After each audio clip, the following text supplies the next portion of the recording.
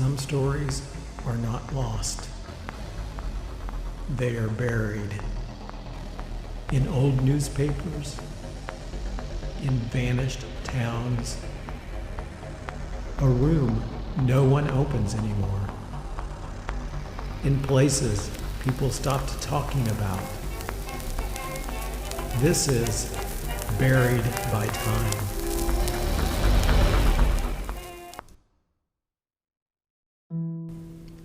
Milli Vanilli, things aren't what they seem to be. One of the biggest scandals in pop music began with a problem. The world saw two faces that looked like models, and these models had great voices, but the voices and the faces did not belong to the same people. This story belongs mostly to 1989 and 1990. A moment when America was living between eras. The Reagan years had just ended. George H.W. Bush was in the White House. The Berlin Wall would fall in November 1989, and the Cold War world that had shaped decades of American life was beginning to loosen. At the same time, American pop culture was bright, commercial, and heavily packaged. Malls, cable television, glossy magazines, CDs, and MTV were shaping not only what people heard, but what they expected stars to look like. MTV had turned songs into videos, and a record no longer needed only a good chorus. It needed hair, clothes, dancing, attitude, and a face made for television. By then, music fans understood that pop was partly illusion. Videos were edited, concerts were choreographed, interviews were managed, album covers were styled. The public knew that stars were polished before they were sold. But there was still one line most people believed was real. The person on the album cover was supposed to be the person singing the song. Milli Vanilli crossed that line, and for a while, almost no one knew. The deception reached its highest point on February 21st, 1990, at the 32nd Grammy Awards in Los Angeles. Milli Vanilli won Best New Artist for an album they were credited with singing, even though the voices on the records belonged to other people. When the truth came out later that year, the award itself became evidence of how completely the illusion had worked.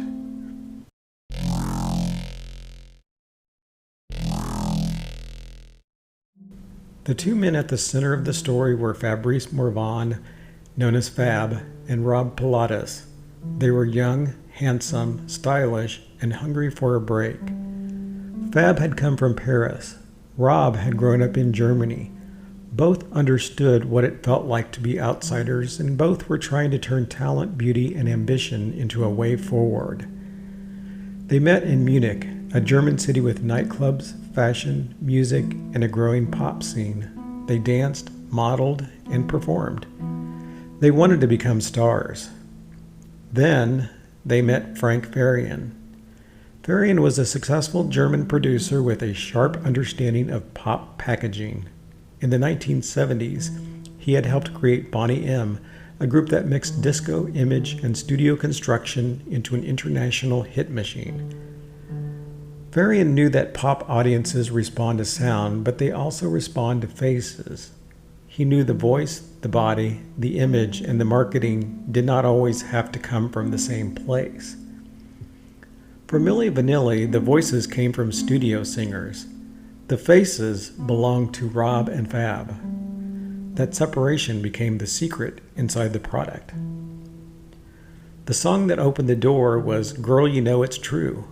It had the snap of late 1980s dance pop, a clean radio hook, and a chorus that was built to stay in your head. Rob and Fab looked like the future of pop. Long braids, smooth movement, strong silhouettes, a style that felt European, American, glamorous, and aspirational. That formula worked. In the United States, Arista Records released the album Girl You Know It's True in 1989. The hits came quickly. Baby Don't Forget My Number, Blame It on the Rain, Girl, I'm Gonna Miss You. The videos were everywhere, and for a brief moment, Milli Vanilli seemed less like a new act than a complete pop package that had arrived fully formed. The public bought the songs, and it bought the story. Rob and Fab were presented as singers, dancers, heartthrobs, and symbols of a new visual age in music. They gave interviews, appeared on television, and smiled for cameras. They carried the image of Milli Vanilli while the real vocalist remained mostly unknown to the mass audience. That invisibility shaped the fallout. When the truth eventually came out, the people who were easiest to recognize became the easiest to blame: Rob and Fab. However, before the full collapse, there were warning signs. During a live performance for MTV, a recording malfunctioned. A phrase from Girl You Know It's True began to repeat while Rob and Fab were on stage. It was a small technical failure, but it exposed the larger risk. Milli Vanilli existed inside a system where the image and the sound had to stay perfectly aligned. When that alignment slipped even for a moment, the illusion vanished. At first, the incident did not destroy them. Lip syncing on television was already common. Many pop acts used backing tracks, especially on shows where the sound quality was difficult to control. But Milli Vanilli's secret was much bigger than a staged television performance. The issue was not only that Rob and Fab used help on stage, the issue was that the voices on the records were not theirs. In November 1990, the pressure became impossible to contain.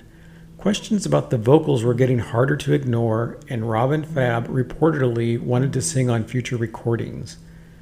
Farian finally went public and admitted that the two men had not sung on the Milli Vanilli records. The collapse was immediate. The same media system that had built them turned them into a punchline. On November 19, 1990, their Grammy Award for Best New Artist was revoked. Their record label dropped them. Lawsuits followed. Fans who had loved the songs were suddenly asked to feel embarrassed for having loved them, and many fans did feel cheated. Rob and Fab had participated in the deception. They had stood in front of cameras, moved their mouths, accepted awards, and allowed the world to believe the recorded voices were theirs. That part of the story cannot be erased. But the harder question is who else benefited from the deception? Producers, executives, managers, promoters, television shows, magazines, and record companies all profited from the image.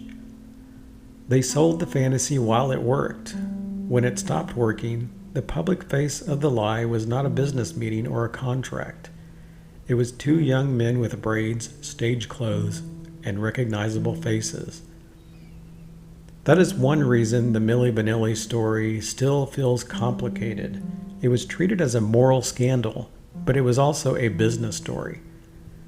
It was about how pop culture manufactures desire, then appears shocked when that manufacturing becomes visible. For Rob and Fab, the punishment was not only professional, it became personal. They were ridiculed in public. Their names became shorthand for fraud. Comedians used them for an easy joke. The phrase Milli Vanilli stopped meaning a music group and started meaning fake. That kind of public shame is difficult to understand from the outside. One year they were standing under lights, winning awards and hearing crowds screaming. Not long after, they were treated as if they alone had invented dishonesty in the music business. In the early 1990s, Rob Pilatus struggled badly. Reports described addiction, arrests, and emotional crisis. He and Fab tried to continue in music using their real voices, but the public had already decided what the story meant for them. The door that had opened so quickly in 1989 had almost completely closed. The tragedy deepened in later years in 1998. Rob was found dead in a hotel room in Frankfurt, Germany. Reports at the time said he had consumed alcohol and pills. He was just 32. For many people, that ending changed the shape of the Milli Vanilli story. What had once been remembered as a strange and ridiculous pop scandal began to look more human. Behind the joke was a person. Behind the product was a life. Behind the public disgrace was a young man who had once wanted a future in music and had never fully escaped the role that made him famous. Fab Morvan survived the scandal differently. Over time, he spoke more openly about what happened. He continued to sing and perform. He worked to rebuild his life and his relationship with music. Decades later, the story of Milli Vanilli began to be reconsidered, not as a story with innocent victims on one side and villains on the other, but as a story about ambition, image, pressure, and an industry that knew how to sell illusion. The real singers also deserve to be remembered. Brad Howell, John Davis, Charles Shaw, Jodie Rocco, and Linda Rocco. Their voices helped create the songs that millions of people knew by heart. At the height of Milli Vanilli's fame, those voices were separated from public credit. The image received the spotlight, the sound stayed behind the curtain. That may be the most modern part of the story. Today, pop music is full of editing, branding, filters, vocal processing, choreography, social media identity, and carefully managed public images. Audiences know more now, but the machine has not disappeared. In many ways, it has become smoother, faster, and more convincing. Milli Vanilli did not invent artificial pop. They revealed it. They revealed how much of fame is construction. They revealed how quickly the public can confuse image with truth. They revealed how easily an industry can build a fantasy, profit from it, and then abandon the people standing in front when the fantasy fails.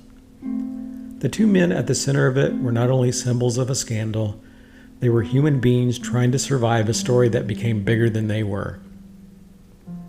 In the end, Milli Vanilli is not only a story about two performers who did not sing on their records, it is a story about what happens when entertainment turns people into products, then punishes them when the product is exposed.